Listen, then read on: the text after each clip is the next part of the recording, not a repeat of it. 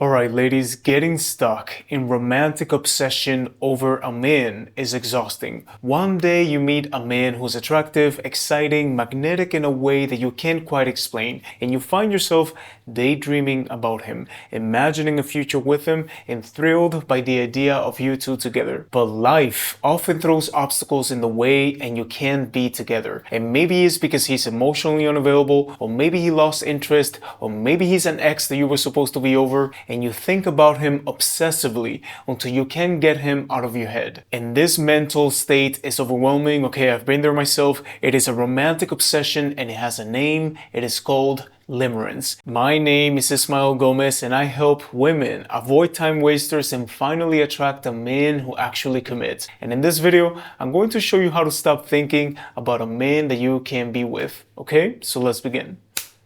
Understand what's actually happening to you. The first thing I need you to grasp is that your obsession with this man isn't really about him. It's about what your brain has done with him. The reason you can't stop thinking about him is because something about him flipped a switch in your reward system, and your brain marked him as a primary source of emotional reward. And this is why you can't just decide to stop thinking about him. You're not dealing with a memory, you're dealing with an addiction loop, and your brain has built a neural pathway that says this person equals reward. And every single time that you replay the last conversation that you have with him, every time that you imagine being with him, every time that you're reading the messages, you're only reinforcing that pathway. And let me tell you that the most dangerous part is that the less available he is, the stronger this gets. Because intermittent reward, okay, the unpredictability of maybe one day waiting for him to text you, is the same thing that they use in gambling. You know, when you're like using the machines of waiting to see if you get the jackpot, is literally the same system being activated in your brain. And then the shame kicks in, fear, anxiety, overthinking, and the realization that you've lost control over your own thoughts. But what I want you to understand is that you're not weak, you're not crazy, your wiring is doing exactly what it's supposed to be doing. It just got pointed at the wrong man. Stop fighting it and start observing it.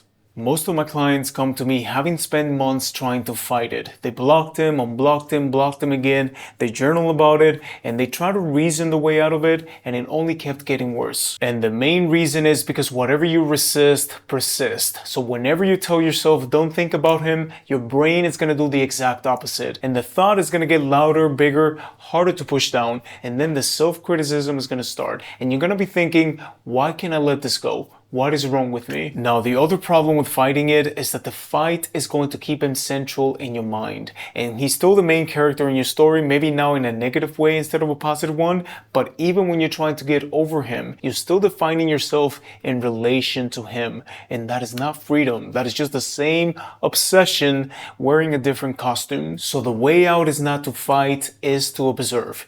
And I know that this sounds really easy, but this is how it actually works. When the thought comes up, many times what we try to do is like finding a solution for the thought. Seeing what's negative, what's positive about it. Don't do any of that. Just observe the thought. Here it is again. You know, I'm thinking about him. That's it. That's all you need to do. Don't engage with it. Don't follow it down a rabbit hole, because what we always want to do is find a solution for the problem, right? Like we always thinking, what is the best thing that I need to do right now? And maybe, okay, maybe there's nothing that you need to do. What about that? Maybe all you need to do is just sit down, let the thoughts pass, and let them lose their energy. Because the moment you stop fighting the thought, the moment that you stop labeling it as good, bad, happy, sad, you're going to take its power away.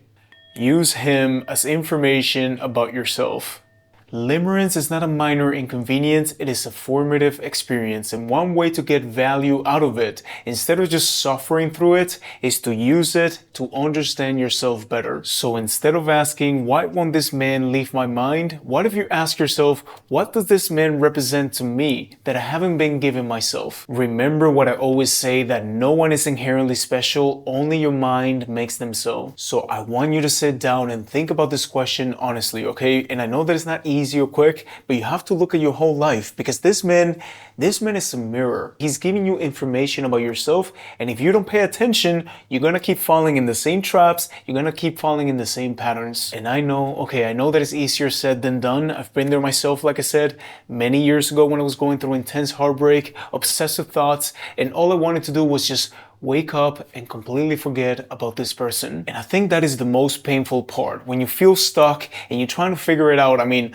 I went and I hired, male mentors and female mentors and therapists. I was getting all these perspectives, energy, chakras, mindset, relationships, dating, all of this, trying to understand what was happening. And once you start gathering the information, okay, once you start understanding the mechanisms and you do the actual work, slowly you see how you let go and you learn detachment, and none of this affects you the same way that it's doing right now. And I want you to think about this, okay? Before you met this person, you felt that you were not missing him, right? Because you didn't have him. So now that he came and now you feel that you're missing something, you have to think again in terms of energy. What is the energy that he gave you, that he kind of like triggered in your life? That now when he's not there, you think that he's the source of that energy, but that energy is within you. So you can channel it in other areas of your life that really, fulfill that void for you.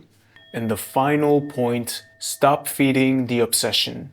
Okay, so the last thing I want to tell you is that you can understand limerence completely and still be stuck in it if you keep feeding it. You're constantly checking his social media, looking at old photos, reading old text messages, listening to songs that remind you of him. Every single one of those behaviors is a hit of dopamine, and every hit reinforces the addiction. So you think that you're processing your feelings, but you're not. You're feeding them. And your brain does not know the difference between you reflecting on the relationship and you being obsessed with him, okay? Only thing that the brain knows is that you're thinking about him constantly, and like this man is still the most important emotional source in your life. So what needs to happen, and I know that all of you know this, is that you need to block him. You need to mute him. You need to delete the photos, take him out of your phone, stop talking to your friends about him. So whenever you catch yourself going for that dopamine hit, you need to redirect your energy, okay? Go for a walk, call someone. I mean, this is what I always tell my clients. Send me an email, send me that text that you're trying to send to him. Do anything that breaks the loop for you. And this is not avoidance. This is not being dramatic, okay? Because I know that many of you always tell me, oh, Ismael, I don't want to block him because I don't want to seem dramatic. This is the only way that you can actually rewire your brain. Obsession does not fade through willpower alone. It's going to fade through interruption. And interruption only works when you stop feeding the habit that you're trying to break. And the last piece for all of this is to give yourself a timeline. Do this for 3 months, okay? At least 3 months. No contact, nothing. 3 full months of breaking the habit, and then see how you feel about it. All right, ladies, that's how you start breaking the addiction loop. Understand what's happening, stop fighting it, use them as information, and stop feeding it. And the work may not seem easy to you right now, but it is possible. And the woman on the other side of those 3 months that I'm telling you is the same woman who's finally ready to be found by someone who's authentic and genuine. Anyways, thank you for subscribing to my channel, and remember that for your relationships to change, you need to change, okay? Have a beautiful day.